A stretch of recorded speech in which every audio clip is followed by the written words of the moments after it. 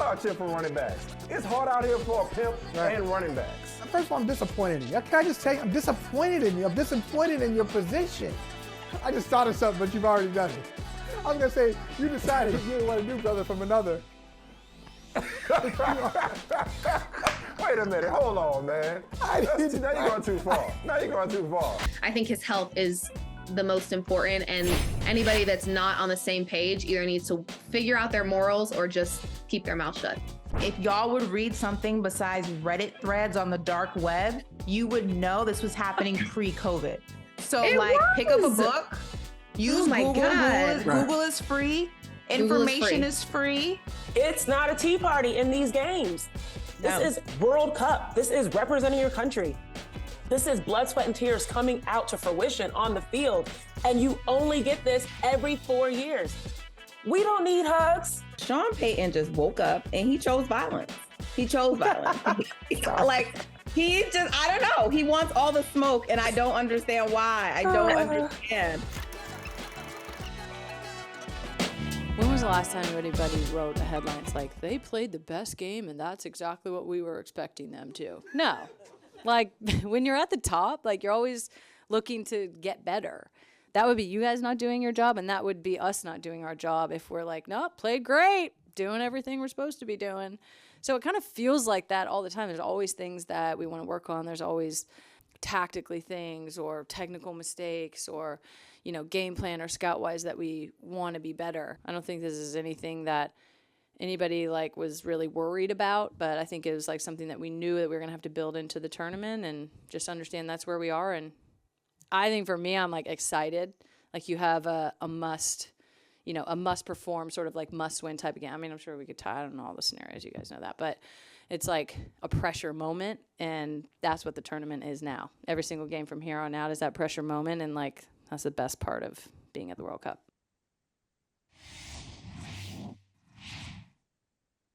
Oh, the Women's World Cup. Yes, let's talk about it. You know, Zena, welcome. It's so great to be doing this show with you today on a Monday. Yeah. Happy Monday. I'm happy to be here. So all of this talk around the U.S.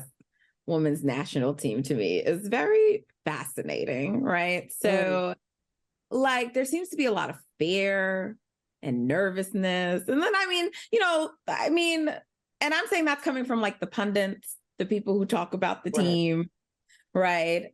Fans, but it's like, you know, but there's also the team sort of like wanting to project this confidence. So they're like, this is where we want to be. Everything Megan Rapinoe said, I think she said all the right things. And, you know, we've heard reports too that they're like, no, they want to win, you know, they want to win it, not just like win that match, but win the group. So they know they get multiple goals, right? And that all sounds good, but there's a part of me that can't help but wonder, like, if there's a little nervousness, if there's a little worry. But I'm also like, listen, you guys are not going to be big brother, or rather big sister forever, you know? You're not going to be big sister forever. And what makes champions is their ability to win, even when it's tight, even when it's tough, right? And I feel like they showed that, you know, like I said last week on the show, when they were down the first time, you know, ever. Against the Netherlands, Well, not ever, but like in 14 years. In a long time. In a long time. And they came back and they got a draw and they evened up and they did what they did. And even you just saw like in the second half of that, in that matchup, they started to look better versus the Netherlands. So I'm like, okay, I'm not saying that you respect your opponent, but I just don't understand like what all this hoopla is about. Like why is it so, you know, all like you're the US, you're the number one ranked team. And it's just like can we not feel good unless we dominate? Like, to me, that's sort of like, not a bully, but it's just like, we're not front runners. You got to be able to, if you want to be the best and still call yourself the best, I mean, you were always the best, but there was a big gap between us and the other countries. And now there's not. So now when you have the competition, can you still be the best? And if you can still be the best, then hey, that's what you should be about. So I don't know. I'm just kind of watching this all unfold. And I'm like, that good old American exceptionalism. Yeah, and I think it's valid though, right? Like when you talk about that nervousness, this World Cup, there's so many unprecedented things that are happening here already. Ireland 22 got kicked out by Nigeria. We're going to talk about that, but already kicked out. You look at Canada, right? Canada being one of the ones that was favored to win, also experiencing won an Olympic gold medal. Right, exactly. They won the Olympic gold medal, right? So it's like you're seeing people that were expected to win struggling at the group stages and also being kicked out at the group stage. And this is the first time that the U.S. women's national team is experiencing a situation in which they don't have a nice, easy route into the knockout round. They actually have to play the final game to figure out if they're going to make it or not. And this is unprecedented for them. The last time they had to do this was until like 2004, right? So this is, I get why they're nervous. This is strange, but the good news is their destiny is in their hands, as we mentioned. They win or they draw, they move on. And they can't discount their team. Portugal, yes, they've won 10 in a row. The last 10 times that they've played them, sure. But as we've seen throughout this World Cup, just what you were mentioning, that parity between teams is slowly getting closer and closer and closer, right? These minnow nations, as they call them, the small countries that may not have the same level of federations and the same level of resources, et cetera, they're doing the work. They're scouting for better coaches. They're scouting for better players. They're scouting their opponents better. And they're showing up and getting a lot of upsets right now. And so I get why the U.S. women's national team is nervous. They're looking for a three-peat. And right now, you know, things are a little shaky. I hear you. And look, I'm not suggesting to be overconfident or cocky, right? But be confident in your abilities, be confident in your talent. There is still a reason that you are ranked number one in the world, right? And lock in, right? It's like, I mean, Megan said this. This was always going to look a little different because they have to build, right? It's a lot of new parts, new pieces. And so they need to just go in there, settle down. A lot of them are new. Anxiousness, you know, I get it. You know, but to me, I don't see that as like oh my God, they're in trouble. It's like, all right, y'all can do this, you know? And so competition. Yeah, so I'm looking forward to seeing how they progress. You know, I'm expecting them to win. I'm expecting them to win. I'm expecting them to move on. You know, so if something different were to happen, if they were to somehow get knocked out, I would be shocked. But, you know, my expectation is that they move forward. And as they move forward, they will continue to build. And, you know, that is what it is to me. But you talked about Nigeria. You brought up the Falcons, and, you know, I was up early this morning watching that game, that match. And I was just like, I want to see, and, you know, they got the draw. I don't want to minimize that because like sometimes it's like, oh, they just got a draw. Like it solidified their spot. Shout out to Australia, who's just been incredible, but 4-0. Wow. Yeah.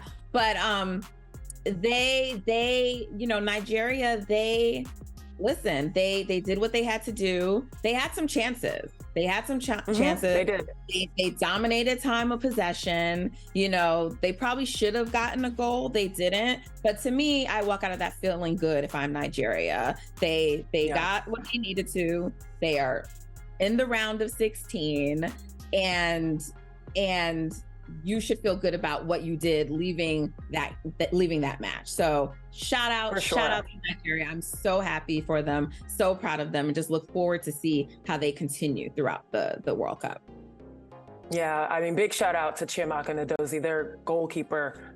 I mean, remarkable performance. You can tell Ireland, they were already out, right? They were down and out for the count. They knew they weren't going to advance, but this was their last game before they bowed out of the World Cup. So they had to show up, and they did. They brought every single level of force that you would expect them to show up in. And their goalkeeper was phenomenal, but Chiamaka, my God, that last goal where she punched it out of the air, I mean, stupendous. That's all you can ask for is that level of effort. And yes, I'm sure Asisat Oshoala is like kicking herself at the two wide left shots that she had.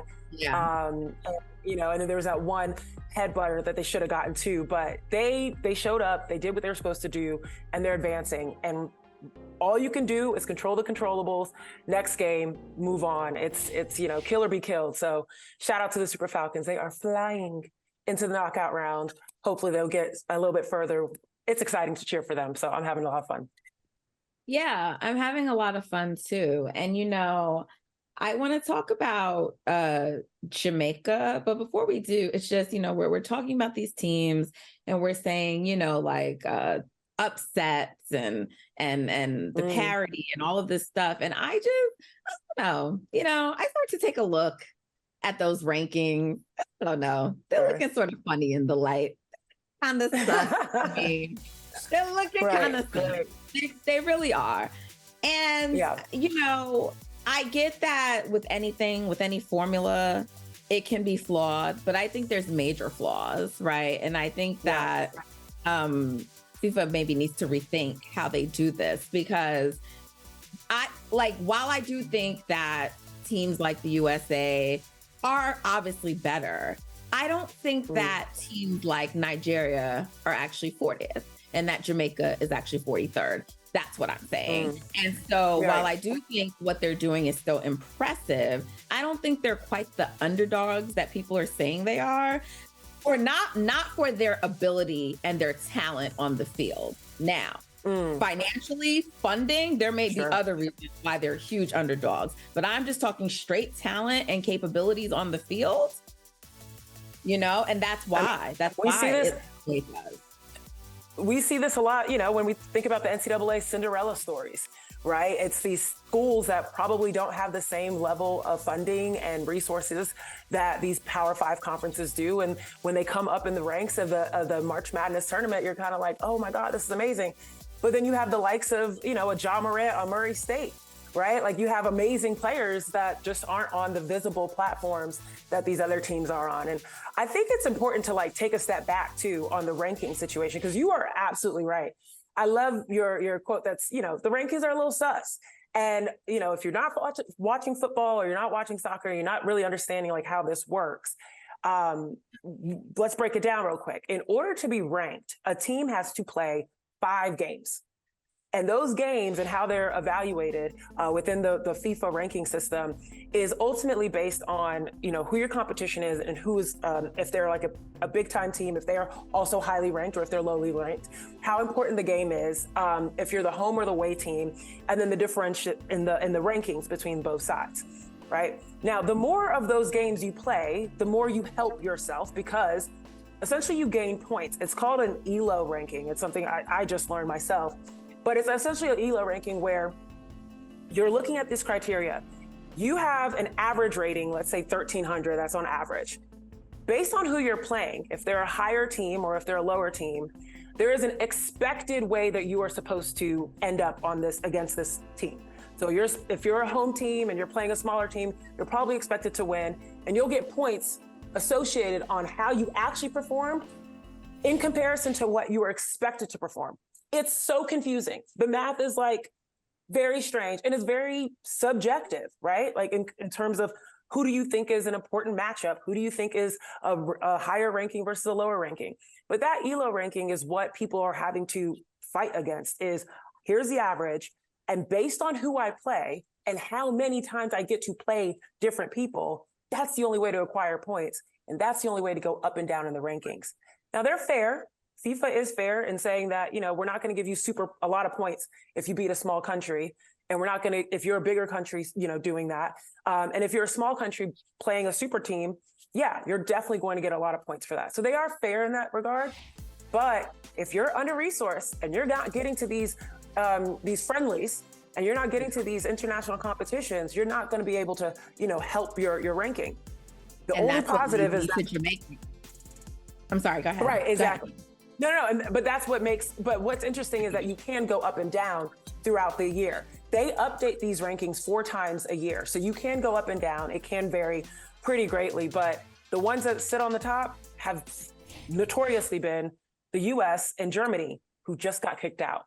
So it is possible, like you said, that these teams are underranked but over talented, if that's a word. They have more talent than their rankings suggest. Exactly. And a team like Jamaica, who we've heard so much about how poorly underfunded they are, they had to, fundraise,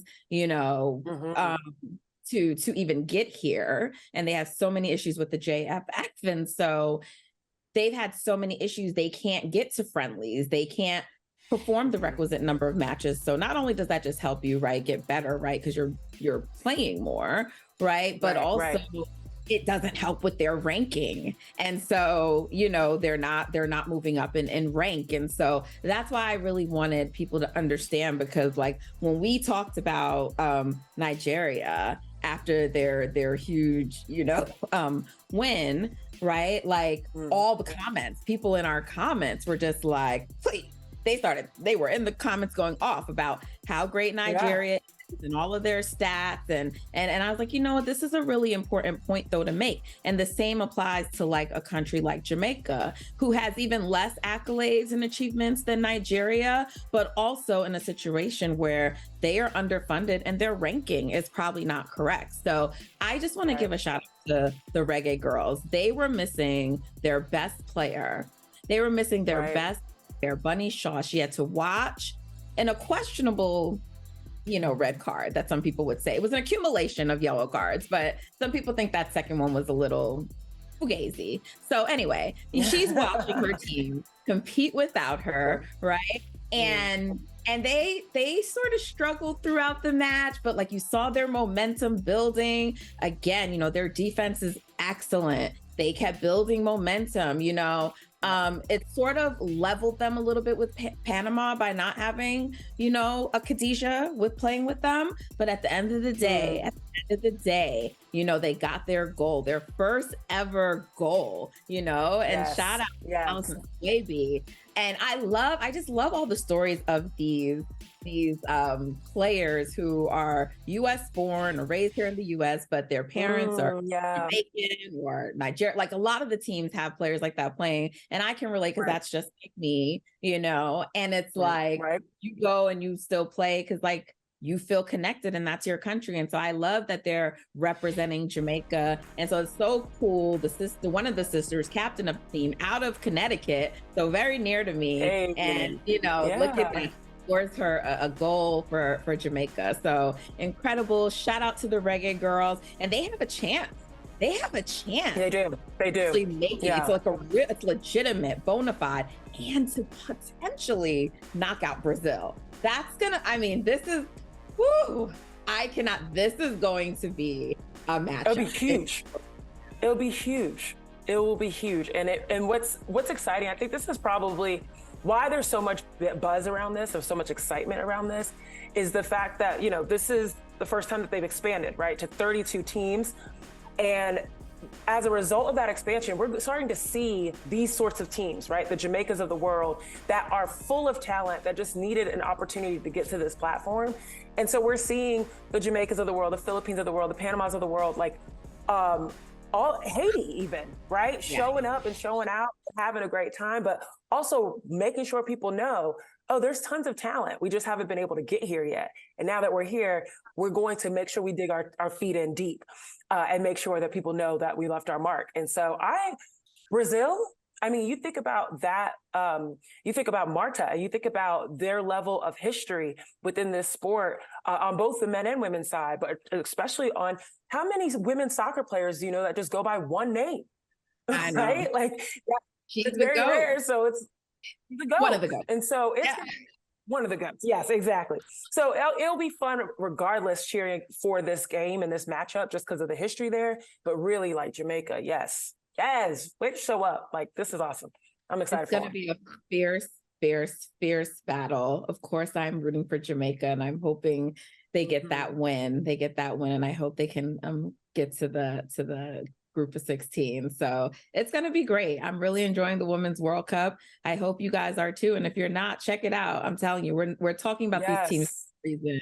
It's incredible. The athleticism, the talent, the passion, the emotion. It's been an incredible journey to watch, and you're depriving yourself. If you're a sports fan, you're depriving yourself by not watching it. So and check out the Women's World Cup. We will be back. We have a lot more to discuss. I was looking at the first half of the season. First of all, the Sparks have more of those games than anybody else. They've had 1, 2, 3, 4, 5 times that they've just played the same team back to back, and they've lost like 2 in a row, 1-1. And I think that's really tough. They also have 3 more in the second half of the season. The Liberty have only had to do that 1 time. The Aces, though, this is something that stuck out to me. This mini series is kind of like a mini playoff. Who can make adjustments fast? That's what it's good practice on that. We just played this team. How are you gonna play the ball screen? How are you gonna go against the zone? The only 2 losses that the Aces have had have been when they played the same team back to back, which I thought that was very interesting. Connecticut, they had a little mini series. That's when they lost. Dallas, they had a little mini series. That's when they lost. So when it comes playoff time, who's going to make those adjustments? Teams are making adjustments to the Aces right after, or are the Aces not making adjustments to the other team? That was Jordan Robinson of Queens of the Court podcast and Odyssey podcast, who she co-hosts with the legend Sheryl Swoopes. Jordan, welcome to Brother from Another. Thank you for joining us. Thank you so much for having me. I really appreciate it.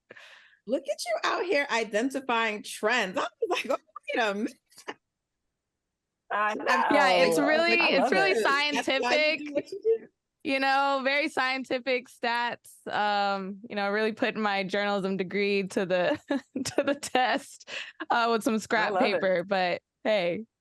Yeah, no, but I thought it was so interesting when I was listening to it. I was like, oh my gosh. And then I went and I started looking because I'm like, this is really fascinating. And, it makes sense because like whenever you're discussing like the postseason, you always say like a lot of times why sweeps are so hard is because it's hard to beat the same team multiple times in a row, right? Multiple times. And so now when you look and you see the patterns, a team like the Sparks, like you noted, they're really disadvantaged by this because, it clearly even if it's anecdotal, there's a trend that, playing these mini series, and that's what you were referring to, playing these mini series where you just play the same team 2-3 times in a row, it actually may hurt you a little bit more competitively. And so I thought it was fascinating. Thank you for pointing that out to us and bringing it to our attention. Oh yeah, no problem. It was one of those curiosities that I had to follow because, that's already interesting in the WNBA scheduling where they are playing someone back to back and it makes you question it. I remember just watching it with my dad and he was like, wait, didn't they just play them? Why are they playing them again? And I had to kind of explain, well, this is what we're doing now because of COVID. And I talked to the Liberty GM and he said, it's really for travel as well. We're just going to go to LA and stay there for a week. And with the Sparks, I started trying to figure out a reason. Is it because they're the only California team? Is it because they have to travel kind of the farthest if they're coming from the West Coast? Why is it that they kind of just got the short end of the stick? Because that's what it looks like. If you're playing just like yesterday, they played New York, they have to turn around and play them again on Tuesday. And that's really tough if you're the Sparks. But someone like the Aces, where we're talking about how they have championship aspirations and no one is able to beat them. And then you put them in a series and both times that they had those losses, just to go a little deeper, were on the second game. So both of those teams were able to see how they got beat, change their game plan and then come around and beat the Aces. So just something to keep our eye on as we go into the playoffs, that the Aces are human. They're not immune to losing. I think that's something that other teams could just be a little excited to see. Are we sure about that? I mean, I want to get to the I don't aces know. in a second. I want to get to the aces in a second, but I just do want to ask you. I mean, you are doing a podcast with Sheryl Swoopes. What is that like? Every single week, it is a pinch me moment. Every single time. And I tell her every single time when her name pops up on my phone, I'm like, is this real? I have Sheryl Swoopes' phone number. Like, it still hasn't settled in That's at all. amazing. Oh my goodness. And to be able to just talk hoops with someone not only, that knows basketball, but that has played it at the very highest level and has won at the highest level and has had a baby and came back at the highest level, has started this WNBA league that we talk about, all of the records that we talk about, she's incorporated in somehow, especially with the comments. So it's not just like, hey, I'm talking hoops with somebody. It's like, yeah, she really knows her stuff. And it makes my job a lot easier. I'll say that. For But I'll say it also makes you take your job even more seriously, right? Your ability to follow this trend, right? That I don't even know if college, like basketball players would have been able to pick up on that trend or been able to see that. So I feel like it elevates your ability to evaluate the game and be able to pick up on things. So kudos to you, because I imagine that Sheryl Swoopes is not going to allow anyone to be subpar when talking about the love of her life, basketball. Okay, so that's dope that you're there, you're in the room, and you're able to talk about this at the highest level and help explain it to people too. Thank you. I appreciate that. It's been overall, it's been fun. It has been so fun. And she also, you can see that she's starting to get back into hoops on camera more. And she's doing WNBA countdown and calling games. And I'm like, this is where you belong. Like, you deserve to be here. I'm just kind of giving you an alley-oop. But it's been cool to see her just kind of fall in love with talking about the game and knowing her expertise. So just as a friend too, I'm like, yes, go Sheryl. I'm rooting for you. So, all right. But when you were talking about the trend, you brought up the aces. And I do want to start with the aces here as we start to look at the standings around the league, because they've lost 2 games. They've lost 2 games, Jordan. So I just want to know, can the aces be beaten? Can they be beaten? And if they can, we don't know if they can, right? That's to be determined. But who can challenge them? Who can challenge them? Well, when you look at the 2 losses, a very small sample size of who has beaten them, and we just saw them play, another tough game against the Dallas Wings. And when I was watching that game yesterday against the Wings, it really is Tierra McCowan. She's able to take up more space in the paint and just not necessarily stop A'ja Wilson, because nobody's stopping A'ja Wilson, but at least give her a run for her money. And some teams just fall up a little short in that category. And I love just overall the WNBA is still very much a post player league. Yes, we have some incredible guards, but the post play is out of this world. And so when you have someone like A'ja Wilson and you have someone like Tierra McCowan, who is a force in there, it just makes them pause. They're still so good on all cylinders, and Chelsea Gray is still going to find people. Kelsey Plum's still going to do what she does, but it gives them some resistance. And so if you are another team in this league, you're saying, all right, next season, we got to get some more post players. We got to make sure we got somebody to stop A'ja Wilson. But for this season, I don't know if anyone's beating the Aces. It's really their championship to lose. Also, can I just put a request out? Tierra McCowan, if you could just drop the lower body leg day, because my God, amazing.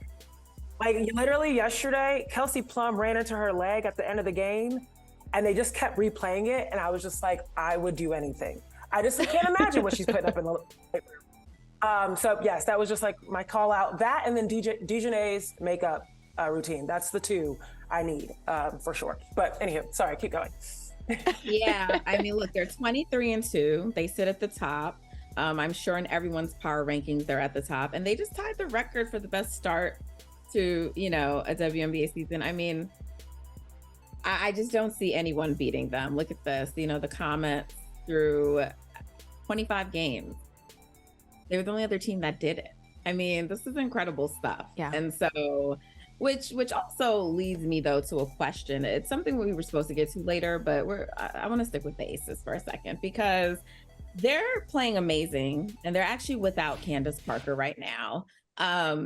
So it's sort of hard to say, and I'm not trying to diminish the greatness of Candace Parker in any way, but we've seen them on a night-to-night basis. If Kelsey Plum is out, if Candace is out, they still win, and they're winning by large margins. So I don't know, I'm hoping Candace gets back because we all want to see her healthy in the postseason. But I'm just wondering if she doesn't get back, will it really impact them that much? But also there's like this sort of narrative that's starting up that Asia shouldn't be in consideration for MVP because of the team she's on, but it's the same exact team. And Candace isn't even playing right now. So, and Candace struggled early in the season. She started to pick it up, and then we learned about the injury. Now I think we maybe know why she was struggling a little bit. So why can't Asia be MVP? What's the difference? Now we're starting to see like reasons. And I'm not saying that she should be. I think she should be. And I'm not saying that there aren't other candidates, but I don't get now why there's this whole like, let's not, there's just this talk. You've heard it. You've seen it, right, Jordan? Oh, I've seen it and I've heard it and I'm ready to go to battle. I'm like, come on, let's go blow for blow because it doesn't make any sense to me. I am right there with you. We had before this season and the free agency, all the talk about the super teams, right? So that's what we all talked about and how the Aces were a super team now that they have Candace Parker and that the Liberty are building a super team to combat the Aces super team. If you remove Candace Parker from that equation, this is the exact same team that just won a WNBA championship. There were not really any other changes. So you can't try to say that now all of a sudden this is a super team and Asia shouldn't get MVP because she's on a super team and that's not fair. No.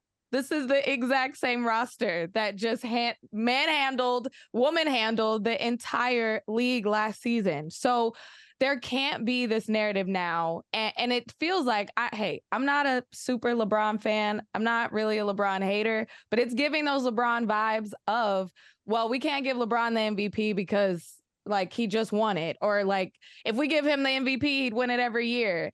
I don't want that conversation for Asia. She deserves it. And she is going to ride this wave and she needs to get it every single year if she deserves it to get it every year. So I want to stop that narrative right now. There are other players that deserve it. I think this is the best conversation we could possibly have in the WNBA where there is a race and more people can be MVPs. But saying Asia doesn't deserve it because she's on a super team is just a lie.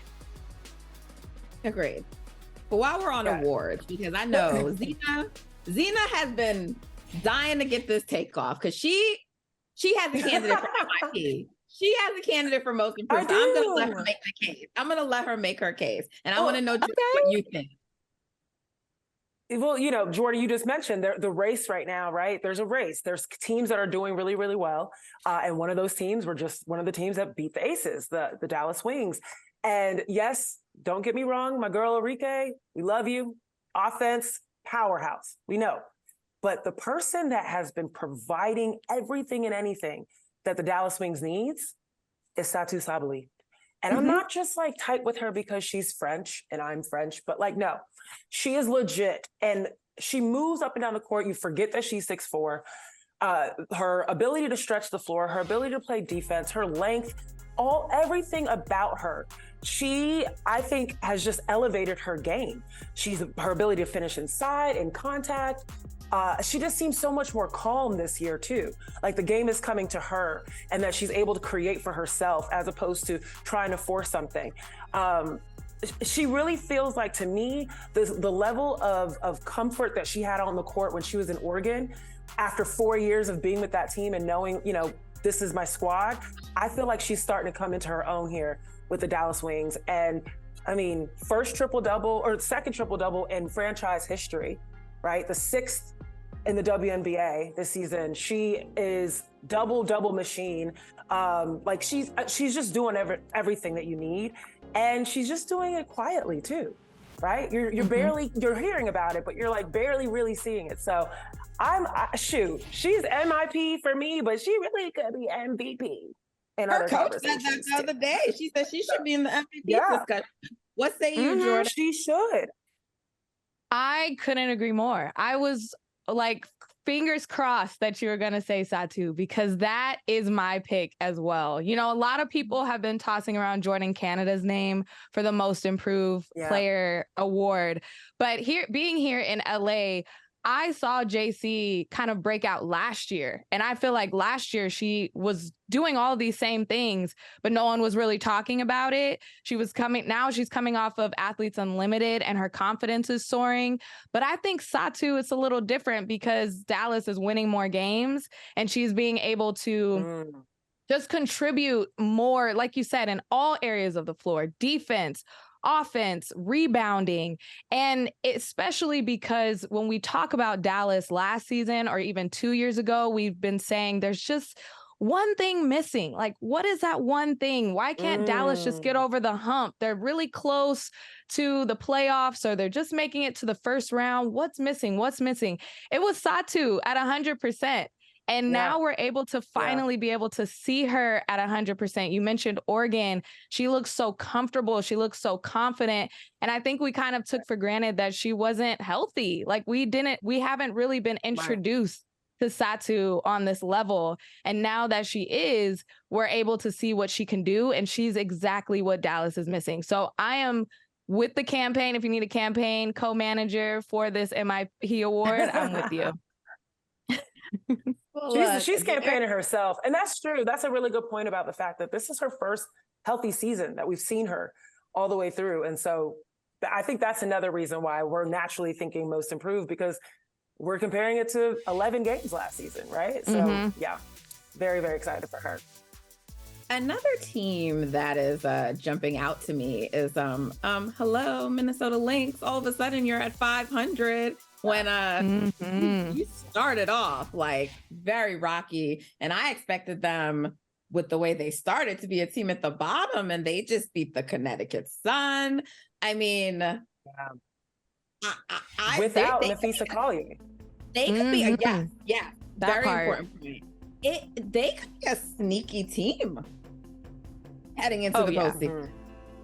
Oh, yeah. I mean, you mentioned it. That start of the season, 0-6. I just remember me and Sheryl just being like, okay, well, we're preparing ourselves. This is, you don't really want to say rebuild because that's like a cuss word in the W or in franchises, but it was definitely that feeling of like, okay, this is a new era of the Lynx. There's no Sylvia Fowles. We know what the Lynx and their dynasty were, has been, and now they're going to try to figure it out moving forward. But then I'd sit back and I'm like, did I really doubt Sheryl Reeve?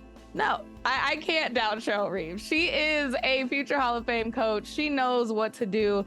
She put this team together and the pieces together to make sure that they're going to fight and have that heart. Napheesa, we're talking about MVP conversation. She is just having an incredible season. I talked to Sheryl Reeve. This was around the Final Four. And I just said, are you excited about the season? And she said, we are building around Napheesa Collier. That is our anchor player. We are building around her. And I see why. Napheesa is the glue that keeps this all together.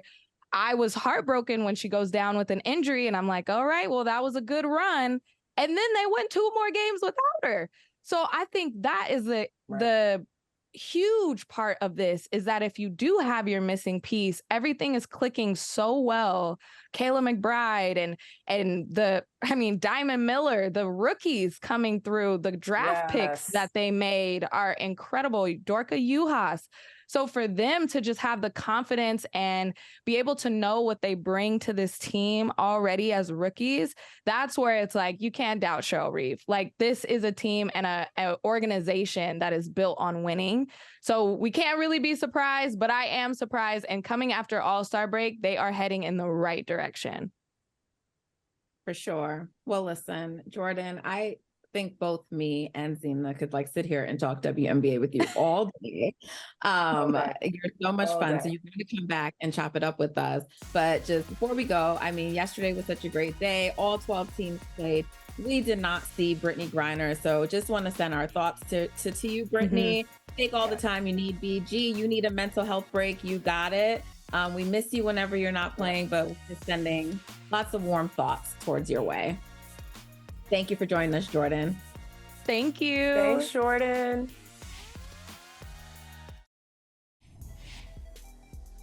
What a welcome sight to see Bronny James back at home with his family, playing the piano. And of course, his father was thrilled and had to share it with us. So thank you, LeBron, for sharing this with us and keeping us updated on his progress. It was great to see. Wasn't this beautiful to see? It was. And it was beautiful to see his siblings right behind him. And like, it really is astonishing to see him back and playing the piano.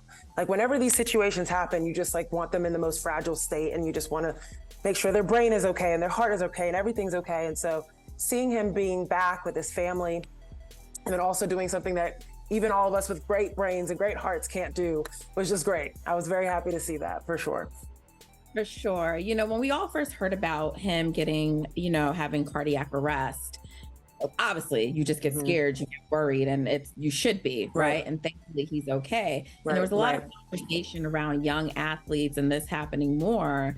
And all these reports started coming out, and it's still infrequent. It's still not like, this big thing, but it's something to watch and pay attention to, because it is something that is more prevalent with basketball players and even more prevalent when they're men, right? Can you talk to us about that a little bit? Because you have some experience. For sure. I do. I myself had an episode when I was in college, and I found out a lot about what these sorts of, heart conditions and these sorts of episodes can reveal. So as you mentioned, this is more common in Black males, and it's more common amongst basketball players. And the reason why is not because basketball players have bad hearts or, whatever it is. It's because basketball is a type of sport that can reveal heart conditions, underlying heart conditions. So you can have what happened to Damar Hamlin, for example, on the Bills, where someone has contact that creates a heart condition. Or you can have another two buckets, I would say, and this is where I fell in, is you have a structural condition with your heart that you're born with. In my case, I have a faulty right atrial valve. It causes my heart to pump slow. I have, quote, athlete's heart as a result. And I also have a large mass for a heart, which is athlete's heart, really. And then you could also have electrical circuit issues, which causes arrhythmia or weird beating of the heart. I also have that. I have a weird EKG. So what happens is when you're playing basketball and you're having sudden spurts of cardiovascular energy expenditure, essentially, you're constantly jumping, you're running, you're stopping on defense, and you're sprinting down the court. These sorts of things over an extended period of time can reveal these conditions a lot easier than in a football game where you're quick and then you're on the bench for however many minutes until, defense subs out or offense subs out. That's why it's really common in basketball players, per my doctor. Another thing is basketball players are long. They've got longer limbs. And because of longer limbs, that can cause connective tissue issues because your heart has to pump more to get through all the way through your limbs. So there's a lot of sometimes issues around that. So I personally experienced this. I know one of our hosts that also joins us, Siobhan, spoke to it. It happens. And it's not common, but it does happen. And luckily, there were the right people on site in Damar Hamlin's case and in LeBron's case, in Bronny's case. And, you really just put your hand out, your heart out to these people to say thank you for doing your job and being there. And I say the same thing for my teammates that helped me in my situation my senior year. Of course. And we want to make clear that we don't actually know. We don't know what caused it, and we don't know if that will be revealed to us. Sure. But we just wanted to, there's been all these conversations, and we just want to shed a little bit more light on, why this does seem to be something that's happening more and why we see it more often with those who play basketball. So wishing Bronny all the best. So over the weekend, or maybe it was Friday. I think it was Friday evening, Zena. This weird announcement came out. Like Shams was reporting that the league decided to send a memo to all of the teams in the NBA about Damian Lillard. Right. We were hearing he wants a trade, and he's been insisting that it can only be the Heat. So they sent a memo saying that he could face discipline if he continues with the Miami-only trade demand. So here to help us talk about that is our friend of the show, Kurt Helin.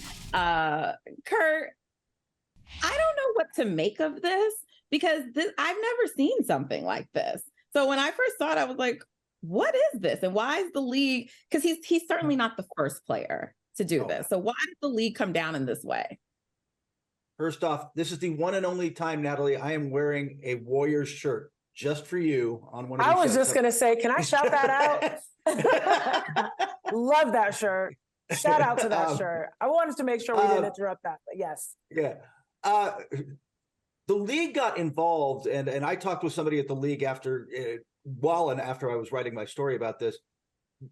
It's less for them about the reports that he only wants to go to Miami, because like you said, not only have multiple players done that in the past, including James Harden right now trying to get to the Clippers, but that's not something they see they can control. What the league was more concerned about was the reports going around that Aaron Goodwin had talked to all these teams to try to scare them off. And part of that was him saying, or reports were that he was saying, hey, I don't know if you're going to get a great effort. I don't know if you're going to get peak Damian Lillard. If you trade for him, he might be disruptive, which doesn't seem very Damian, but that was what the league's concern was. It's specifically pointed out in the memo. If you read the entire thing, which I got a copy of, they say at one point, hey, we spoke to Damian Lillard, we spoke to Aaron Goodwin. They both said if he is traded somewhere else, he will show up. He will fulfill his contract. He will play hard. I don't know that was ever really in doubt with Dame, but I think they were trying to scare teams off of that, because that sets a precedent that scares the league.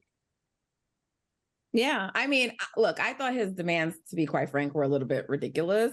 And I was just like, I mean, like, you're under contract, like, you don't really have any leverage here. And everyone keeps talking about his loyalty. Right. And I'm like, he paid for his loyalty. It's not like loyalty without like blind loyalty. So it was just interesting to see. I wonder how that was received, but we'll continue to monitor that situation. Do you think a trade is still going to happen? Yes, very well. By the way, very good job of the John Hamm. That's what the money's for meme. Like, you did that well. It was. There will be a trade. I think if you're Portland, think about it. Do you really want to go into camp with turning the page to Scoot Henderson and Shaedon Sharpe and what you believe is the next era? Do you want to go into that with the circus that it would be, frankly, if Damian Lillard shows up? And not that Damian, again, he could show up and be the most professional guy ever, which is probably what he'd do, but it would be a mess because everybody knows the situation. So they would like to turn the page. I think the problem is NBA, WNBA, NFL, whatever sport we're talking about, nothing gets done until there's a deadline, till there's pressure to get something done. So I think when we get closer to camp, you'll see a third team jump in. They'll find a deal. It will not be what Portland hoped for, but it won't be terrible. And they'll just kind of get a deal done. Okay. So you make a really good point about. Oh, go ahead, Nat. Sorry, yeah, I was gonna say there was a NBA interview that occurred that had NBA Twitter buzzing so much that it even had you writing about it, Kurt. Because Dr. J put out a top 10 list that really didn't look anything like most people's top 10 list. And so it was fun, it was good, but now a lot of people have comments about it. And the person who conducted that interview was Joy D'Angela. And so Joy, can you come on and talk to us? Because you get Dr. J to talk to you about this? And why do you have Twitter, NBA Twitter, and everyone going crazy with this interview? Welcome to the show, by the way, Joy. Thank you. Honestly, listen, I didn't expect all this to happen. I was just talking to, Dr. J is like like family to me at this point because I'm working with the Big Three. He's one of the coaches in the Big Three. So it was just like a casual conversation. I didn't expect his top 10 list to look like that.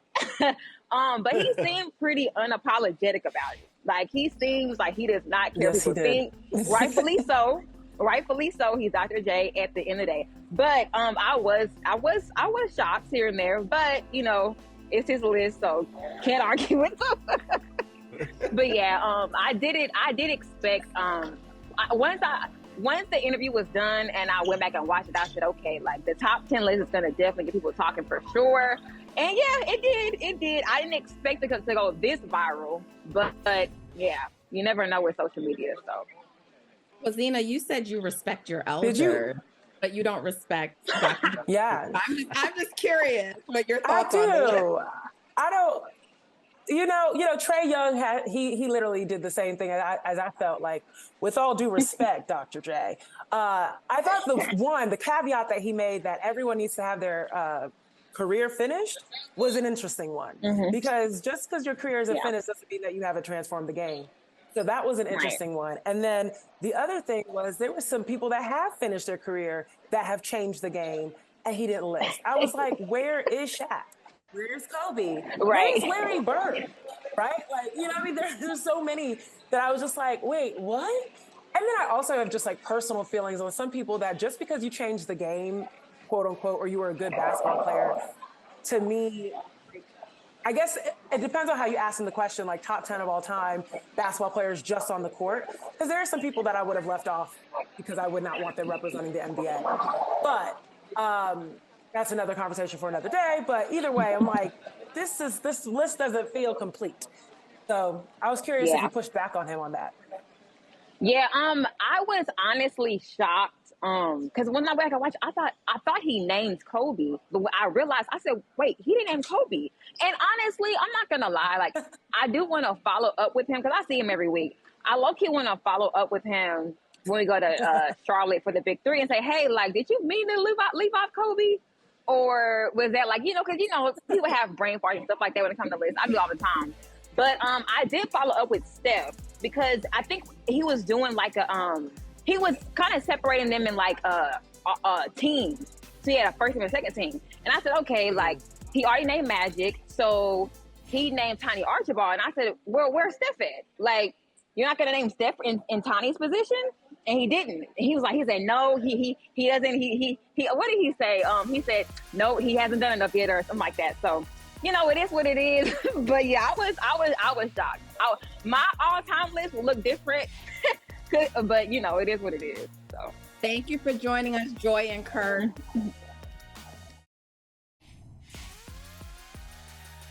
Thank you for tuning in with us. We didn't talk about this on Friday, but the biggest fight of the century really happened. Shout out to Terrence Bud Crawford. Came out with Eminem. Masterclass from start to finish. He put work in. So shout out to him. Congratulations. Happy Monday, y'all. Have a great rest of the week. Hey, thank you for watching Brother from Another. If you haven't hit that subscribe button, go ahead and do that now. Don't forget, you can catch us 3 to 4 weekdays on PeacockTV.com and on Sirius XM Channel 85.